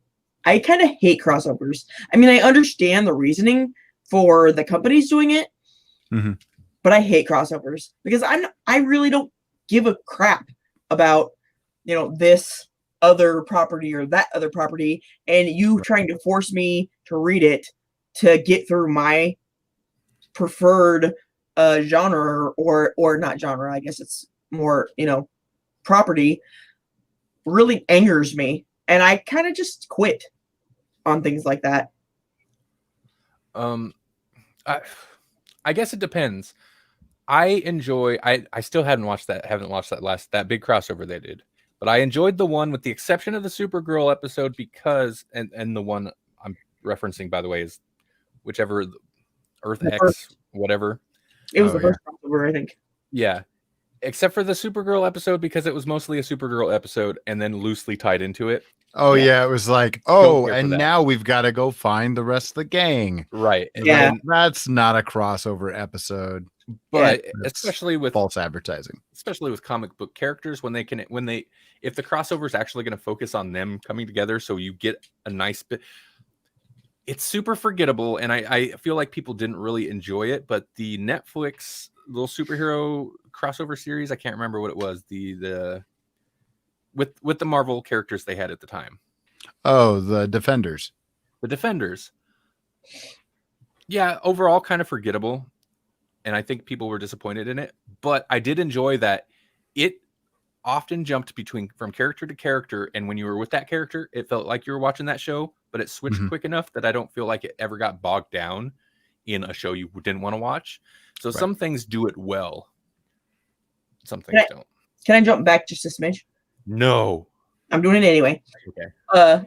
Paul commented, Grawlix is secretly Taika watch. I don't think we're really very secret about that, actually.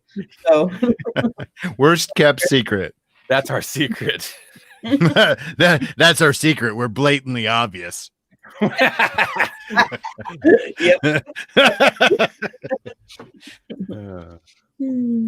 That's our bumper sticker too. This ties into something that maybe I probably should have covered at some point, but I didn't know was a thing until reading this story. Is there's a Superman and Lois show in the works? No. So some people. So It's not Dean Cain. It's okay. I actually kind of like Dean Cain and Terry Hatcher. Okay, I'm just saying. Oh no. Hey, I mean, I watched it. I did too, and it was not great, but it was cute, and it very much fit the Lois and Lane, setup where she's kind of a moron. Although I have to admit, I did see that one meme where it sort of showed Zoe Deschanel without bangs or glasses, and I was like, "Who is that person?" So I do somewhat accept that maybe you wouldn't recognize a person with a different hairstyle and glasses. But well, that's the Superman issue to begin with, though, right? Like that's through all mediums. Yeah. But there have been a couple stories since it was announced that Supergirl is ending that they're like, so Superman and Lois kind of killed that series off because now that they actually have a Superman and they can do a Superman, they're going to just do Superman. They're like, pfft. Wait, so they're going to do it on CW? I'm assuming so because they kept talking. It mentions Arrowverse. Yeah. Okay. I have a love-hate relationship a little bit with CW, Right. but let me just say I don't think they can pull off Lois Lane and Superman. I really don't. No? No, I don't think it'll be super cheese, like to the Well, point that it's disgusting. think about the show you were just talking about, though. I mean, the Superman and Lois from the 90s was super cheese. That was super cheese, and Well, that and was much less cheese, Smallville. you know? I mean, Right. that's where Smallville came from. Was I didn't CW. watch Smallville. And you probably won't watch this either. So, like, I won't. it's interesting. It's good to But keep tabs. But I did watch the other one. It's good to keep tabs on the CW stuff once in a while, even though I haven't watched it in forever. Let's move on. Yeah, I'm sorry. Why? There's no reason to be sorry. I'm sorry that CW I feel like I'm missing stories. I swear I added more, but maybe not. I have one. Can I share? Okay. Not really a big deal, but it fascinated me. It's gonna be No. You've already heard it. I shared it with you. Tom Cruise is fighting against the Russians to be the first person to film a movie in space. You sent me that, but I didn't have time to read it. I don't think they even know which movies either one of them is going to make, but like sounds like a Mission Impossible. Yeah, Tom Cruise announced he wanted to film a movie in space. He's working with SpaceX, not NASA, SpaceX, and which kind of actually makes sense to go and film a movie. And then Russia was like, we're going to film a movie on the International Space Station. So once again, there is a space race between, well, not necessarily the U.S., but U.S. citizens and Russia to see who can be the first to film a movie in space. And it's hilarious to me. Oh my gosh. Yeah, that's so 2020s. It is. So the 20s. Because okay. So that's what that is. So yeah, we had talked about the Tom Cruise, Elon Musk, SpaceX. They wanted to shoot a movie on the moon or in space. Mm-hmm. They didn't know what move. Oh yeah, and we'd even covered that they had sold it. They're like, we don't have a script, we don't have anything. We got Tom Cruise and we got space. And the movie studio's like, sold, yeah. So now the Russians are like, no. We will be Space Cowboy. If the Russians beat us to a space movie and it's not Space Cowboy, we will break your box office records. So I mean, I guess it's a good, not like spirit raiser maybe for America. We're like, yay, Tom Cruise and SpaceX, I guess, rather than the Russians. But the whole premise is hilarious to me. This is a real world. This is a world we're living in. That's exactly it. Like it sounds like a bad satire, which at this point just means it's reality. Mm-hmm. It sounds like some ridiculous news bite that would be on a newspaper in a zombie apocalypse. That's how I'm going to pull this back full circle. Right. They're like, oh, there's this newspaper there. What's that headline say? Oh yeah. Oh, they're racing to make a movie in space. That must not have happened because of the zombie apocalypse, huh? That was a good story, Melanie. Thank you. You're welcome. Thanks. Even though you didn't want to share it, but I didn't know what it was. You shared it. You shared it after I went to the store and then come back and got ready to the stream. So I didn't have time to read it. It's okay. Okay, so here's a short one. John Cena, James Gunn, tackling Peacemaker series for HBO Max, DC. Wait, what's Peacemaker? Peacemaker is the character that John Cena will be playing in the Suicide Squad. Okay. So who is Peacemaker? Peacemaker is a character It's the name of a series of superheroes originally owned by Charlton Comics and later acquired by DC Comics. The original Peacemaker first appeared in Fightin' 5 number 40 back in 1966 and was created by writer Joe Gill and artist Pat Boyette. So, a kind of C-level comic book character that eventually DC swept into Suicide Squad because that's where they go to live. That sounds totally appropriate for John Cena. Really? Yeah, it does. Like a Mr. Mom type character. I kind of like him in movies. Like oddly, I prefer him as an actor than I do to a wrestler. I don't watch wrestling, so I will have to agree with you because I trust your opinion. Peacemaker is a character that nobody can see anymore. You can't see me. I see was... so here's the joke I was setting up was like I can't see me going to that movie. You did it too. I was going there. Yeah. So you guys are sickening. We're dumb. We are dumb. Disgust. No, guess what's gonna happen with these puns? They're gonna suck. So he wear an invisible suit or some kind of like super camouflage? It's not even that, Melanie. Oh. It's a John Cena thing. It's so dumb. It's so dumb. Oh, yeah. geez. That's why I prefer him as an actor. It's the wrestling. We had seen him kind of in the little thing that they released, the not really trailer kind of trailer.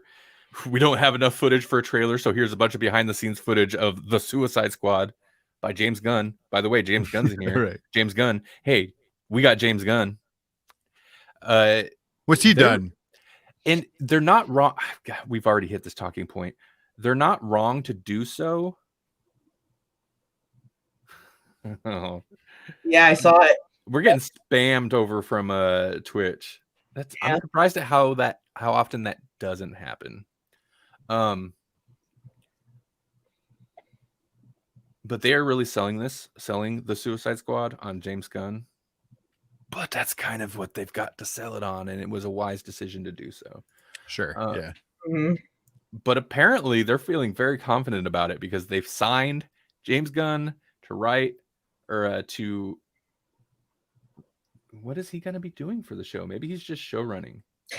He's not no Taika Waititi, so I don't know why they're so confident. But isn't he in it? Isn't he in the Suicide Squad? They got everybody else in it. I don't know. Oh, Taika. Yeah, I feel like he is. Right. He plays like some type of CG character. Yeah. Or something. So he just has to do voice, but yeah. Taika Waititi is in the Suicide Squad. So yeah. Well, that just kills my fucking. We just. Oh, jeez. That was my flipping comparison, which was the name is all that it matters. Oh, and he's in it. Yeah, but he's in it. But he's a character in it. Yeah. It's not like he's executive, co-executive, second cousin producer, and a writer. Yeah. But okay, so back on point. I edit these for the podcast feed, but like on YouTube and all that, they live on there forever unedited. Right. Yeah. It doesn't matter anymore. I mean, it does. We should try to avoid it, but it doesn't matter. When I started streaming on Twitch for like pretty solid for that month before I was like, I'm done with this forever, apparently. Eventually, I just stopped caring because I'd get very frustrated at the games. There's F-bombs all over our YouTube channel now. I'm sorry. You know what? I'm the one who works with kids besides Jesse. Yeah, besides working with Jesse, you work with other children. Is what you're saying? Yeah, and I'm the one who not that just as a child. He's the other one who works with children, and he's much better than I am. I know. I'm just saying, I'm the one who usually is the one that drops not only the F-bombs, but all the other bombs. And I apologize for it, but sometimes. Sometimes you got to drop an F-bomb. Yep. So, okay. So HBO Max has given a straight to series order. So they're like, forget a pilot. Apparently the Suicide Squad is your pilot. They can't see it. for an 8-episode first season with Gunn writing all 8 episodes and directing several of the episodes, including the first. And John Cena will play the character that he's playing in the upcoming movie, the Peacemaker. Yeah. Interesting. I'm guessing they're very confident in the names, John Cena and James Gunn, but also like I feel like they must be pretty confident in the Suicide Squad. Maybe they like what they've. Savannah scored in the game. Thank you, Savannah. Savannah's doing it now too. You're a little behind. But welcome as always. Yeah. Right. Important. Okay, there's whatever. That's the story. I mean, it's kind of a nothing story too. I mean, like if it gets made, I guess it's something. It'll be more content for HBO Max is the real point here, I guess. HBO Max, which they should have named it that because it's like HBO instead of Max, which is not true and confuses me. Also, can I just add, and I'm sorry, it's stupid, it doesn't make any sense, but Peacemaker is far too close to Pacemaker, which makes me think of an old dying person and does not make me think superhero. Okay, I had to get it out there, and now I'm done. Well, okay. First off, Jesse said if this happens, they've ordered the whole series. Right, so right. It's happening. Right. I'm not sure exactly when. In 2023, when we're done with the pandemic. It's never going to be done. Oh, the goal is to have it go into production in early 2021. So 2023-ish. like Melanie said, yes. Okay. Related. Sorry. It's okay. Sorry, Savannah. You can get busy at your boyfriend's house. Do what you gotta do. Yeah, I was gonna I'm busy. I'm at my boyfriend's house. It's weird. Yeah. She's getting at a boyfriend's Not house. that you're at your boyfriend's house. All right. Y'all know what time it is.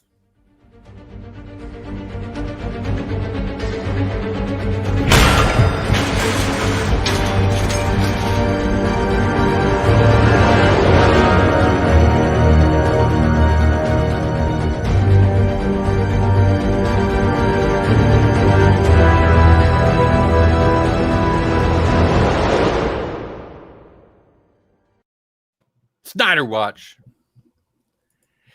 Yeah, are you tired of it yet? Are you sick of it yet? No. All right. So, this I found interesting because it's not bad. Whatever. I'm not super fond of the headline because they're really focusing on the gossipy part of this. Right. But Hollywood Reporter reported that Zack Snyder planning new Justice League shoot amid Ray Fisher claims. Drums. There's no drums. I mean, there is. Whatever. We've talked about it. It's Ray Fisher, and we've covered it. They don't even talk about it too much in this article. The real news here is that they're shooting. Right, and they don't even really focus on that much. I feel like it's one of those things where it's like it's a story, sure, but like there's not a lot of actual info. So then they're like, fill it with this other stuff, with the drama that's been going on. But yeah, so the big thing is, it seems like they're expected to have Ben Affleck back as Batman, Henry Cavill as Superman, Gal Gadot as Wonder Woman, and yes, Ray Fisher as Cyborg. No mention of Flash, but they're going to do some reshoots for Justice League, the Snyder Cut. Now, why this really caught my eye is because the director's cut. The director's cut I thought was finished. Right. Or they had whatever, it existed. But also they're like, we're going to put 30 million into this, but there won't be reshoots. There won't be reshoots. We got all the footage we need. There will be no reshoots. There's going to be about a week of reshoots. Wait. All right. I got to back up here. It cost $30 million to edit footage you already have. Right. I'm an editor. That's all there is to it. $30 million flipping dollars. No, but it's not just that though. The CGI that wasn't done. The effects were undone. Okay. We're not finished. Like I'm assuming anything that wasn't already, the effects that weren't already done when they started the initial reshoots with Joss Whedon didn't ever get finished. Still, So $30 million. That's the thing. Like, and I'm probably wrong because I know it costs a ton to shoot and they've got to pay these big stars to come back. But like CGI is super expensive. So I'm like, it'll be pretty expensive to finish the CGI because it's a freaking Justice League movie. It's going to be, there's CGI in every scene in which there's a superhero wearing their suit. That's the GDP of a small country. Come on. Well, and Savannah said $30 million is a movie in itself. Yeah. Not a superhero movie put out by a big studio. Not a Disney movie. Not now. Snyder was cut. That's the only official Snyder cut. Yeah. Ooh. Ooh. Then you think about what happened. Well, we've talked about my little, it's not a conspiracy theory because that would imply some foul play, and that's not at all what I was implying. But I'm pretty sure I'd heard he was getting the boot before the news broke about his daughter. Mm-hmm. But what do I know? I'm just some dude that lives in Nebraska. It's not like I have like who listens to the news though, and I remember things. Wasn't it around? Okay, never mind. I'm not gonna bring it up. Okay, so I mean that's the story. They're gonna do a week of reshoots. It just was super funny to me because I'm like, I thought they weren't doing reshoots. There was also Jesse. Was it Jesse? Had shared, or maybe it was either you or Jasper. By the way, I didn't hear from Jasper. I wonder what he's up to. It was either you or Jasper had shared a thing about Henry Cavill had supposedly, maybe there was rumors that he had signed on to do another Superman movie. Yeah. No, I tried to find around. More. Yeah. I mean, I tracked that story back to one or two other websites, but I tried to find, because that would be big news. And I tried to find some more about it today. And this is the only stuff I come up with. So maybe there was that rumor was valid, but it turned out relevant to this, but I don't know. You know, since The Witcher came out and I learned a little more about Henry Cavill, watching him paint figurines and stuff, I'll watch anything that he's in because I love that guy. He's like a super nerd, like a real super nerd. Like I'm a nerd, but I'm buff and I'm popular and I'm rich. And I'm like, that's what every nerd aspires to be right there. Henry Cavill. I love that guy. Henry Cavill is the new, what's his name? Henry Cavill. Not Paul Walker. Vin Diesel. Because Vin Diesel was the big nerd. Right. Before that, he was like buff, and you would not have ever thought it, but he's a huge D&D nerd. He paint figurines. Yeah, but he plays D&D, and it's not a far step from D&D to Warhammer. I mean, you usually have figurines too, so I wouldn't put it past him. It's true. Okay. I guess maybe I didn't get enough D&D experience to really appreciate it, but no, we didn't play all that long. I was really good at it though. At D&D? Yeah, I was. I'm like, I'm gonna hardcore parkour up this wall and around these guards and save the day, and I usually did. Until your character was getting its butt stomped, and then you got real upset. Wait, really? Everyone does that. Wait, no one loves that. And I get it. Somebody's pouring a drink. Shh. We all heard that. Okay, the only other thing I got is we mentioned it briefly at the beginning of the episode. WandaVision. There's a trailer. Disney Plus series. It's a Scarlet Witch and the Vision TV show. Looks weird. There's not a whole lot there that I could grab onto. I wished it looked weirder, but I'm intrigued. To tie briefly into whatever this James Gunn Peacemaker show will be. And we have been slowly making our way through the final season of Preacher and stuff. And I know we've talked about this many times. I love that superhero stuff stuck around long enough to where we're just getting a bunch of weird stuff now. And it's great. I love weird. Oh, and The Boys. I appreciate that it's such a thing that they're just like, let's do this. Let's go over here with them with superheroes. Mm-hmm. And I do appreciate that. So I'm curious to see what an actual Disney produced weird superhero thing will be. When it looks weird. It looks like Pleasantville mixed with the Truman Show, mixed with like the Matrix, like all sorts of bizarrities. They need to hire you because that sounds awesome.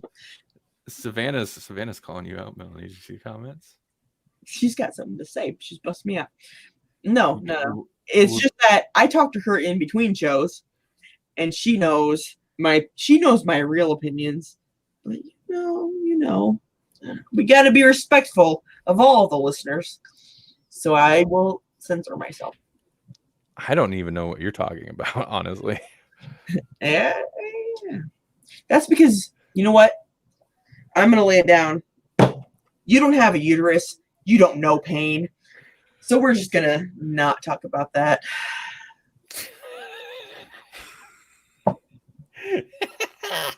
Okay. Well, hey, do you know what WandaVision is? Oh, gosh. Okay. WandaVision. I don't. I did think, for some reason, I was thinking it had to do with like USA Up All Night. Yeah. Okay. Well. But it's not. Okay. I don't really have anything else to say about WandaVision. It looks intriguing. I'm very curious about it. I am not wild. I like, what's her name? The chick that plays Scarlet Witch. I like her because I've seen her, I've seen her in something that I enjoyed, but I'm not wild about her as Scarlet Witch, and I don't really know why. No, I don't like the. It's like because they like chop her legs off. It's like, let's take the super powerful character and break her down until she's half the character she actually is. That's why. Well, they have to. No, they don't. She's a woman. No, I was gonna say. And that was my whole big uterus thing I was just talking about. No. Nobody can get upset about me making a joke like that after she's like, you don't know pain. I'm just saying. I'm just saying I'm not gonna take flack for a joke about how Hollywood treats their female characters, okay? You a smidge of truth, okay? I'm not the problem here. Smidge of truth. I went to work one day. This was years ago. Is that how it is? Okay, wait. I feel like we're getting way off topic. Let me talk, baby. Okay. I went to work a couple years ago. My coworker, who has the same position as me and makes $2 more an hour than I do, goes home because he has cramps. And I'm like, I have cramps every flipping month. And I make $2 less than he does. How, tell me, is it okay for him to go home? And I get to stay here every flipping day. And this is why. This is why.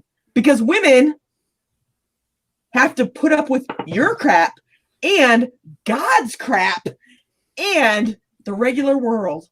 And still, we're better. I'm sorry. I should have said better.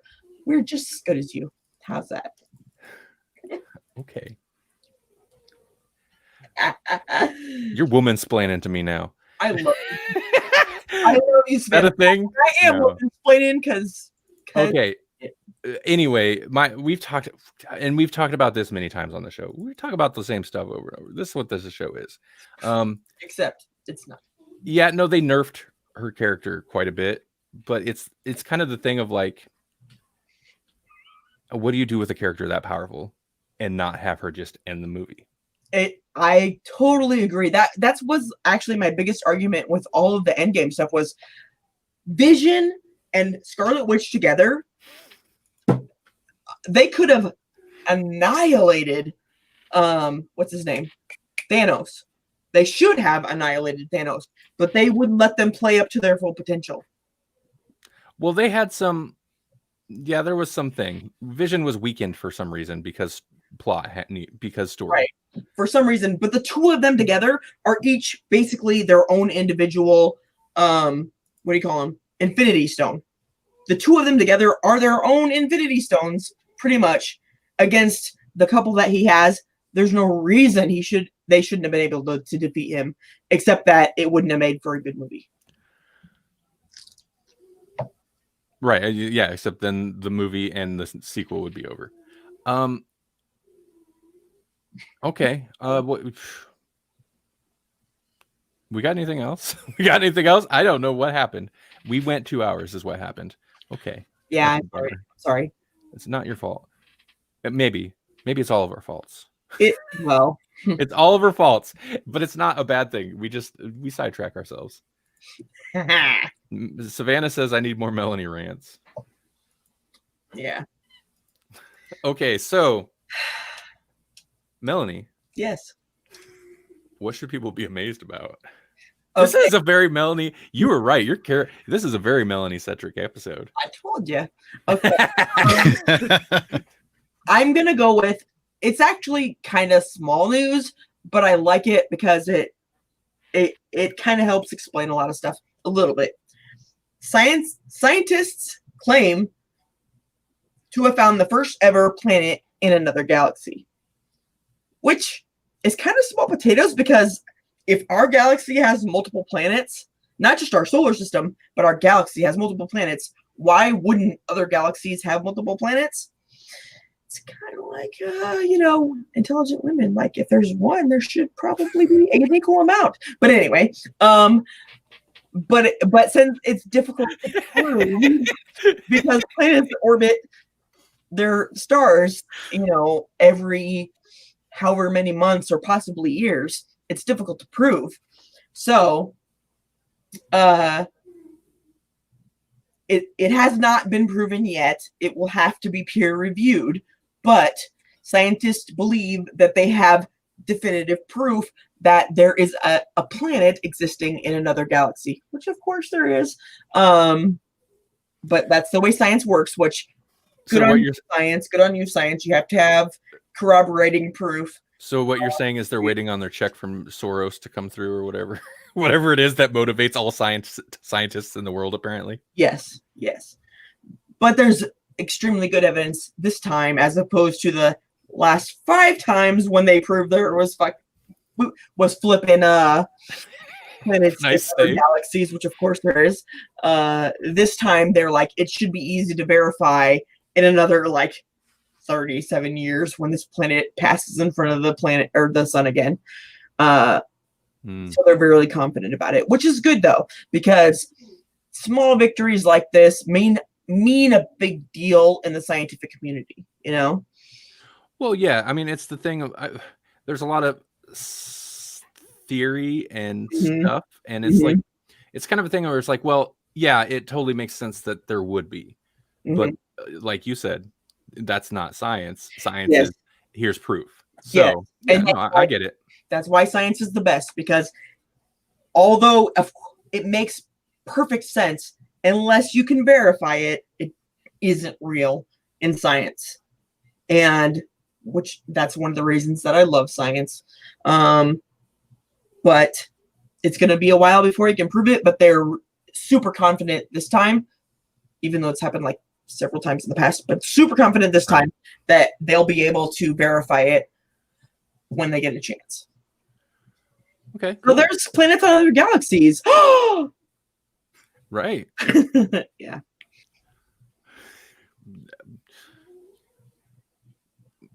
Let's call them up. I don't know. Let's call them up. Let's be the creepy neighbors. Yeah. You could. That's good. I bet there horror alien thing that would. I guarantee there's an alien type movie or some type of movie with aliens that would qualify as creepy neighbor movie. The Coneheads. Yeah. Coneheads. Yeah.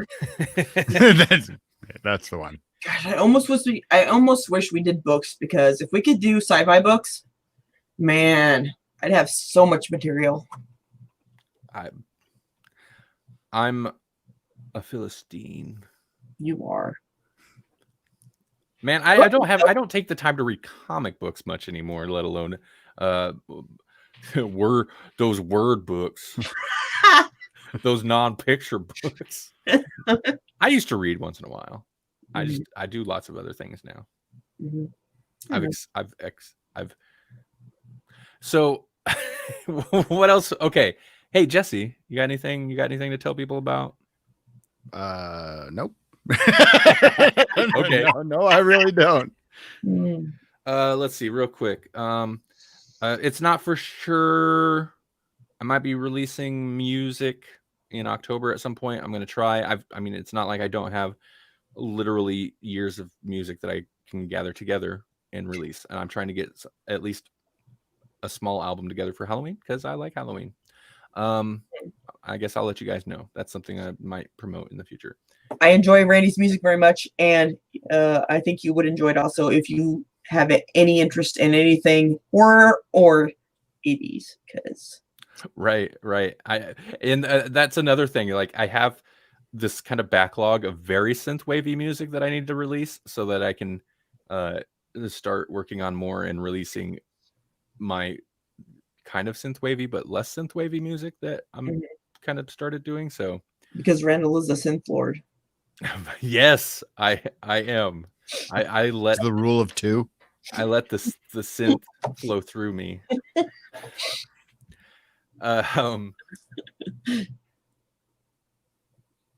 than that, not much. If anybody plays Empire TV Tycoon, I might have a mod that you might enjoy at some point that expands the horror movie franchise list for you. Because Randall, I love him so. His like epitome of fun at this moment is I'm gonna pretend to release stuff that I can't release in real life right now. It's so true. I've been so that's yes. When I'm not working, that's what I've been doing is playing games, and I've been playing game dev games. I've run through like 3 or 4 of them. There's not enough released for me to play them all. There needs to be more. And there are no good movie ones released, or otherwise I'd be playing those. So I've been running a TV station, and because you can also produce TV and movies for the TV station. And yes, I play games where I release entertainment. I know. Beef with me playing so much Minecraft is like, cool, you made some really cool things in a virtual world. Hey, we could be doing some of these things in real life around the house. Yeah. Right. Yeah, fine. That's true. Okay. I take care of like 3 lawns besides my own. I'm pretty good in the real world. Okay, I'm gonna go with the big game dev route. Yeah. I was working on an actual game for a while, and then I got sidetracked by playing games about making games. So yeah. By the way, that game is gonna be great when it comes out. Yeah, someday, eventually, it'll be fun. It'll be a lot of fun. It's because it was my idea. It was your idea.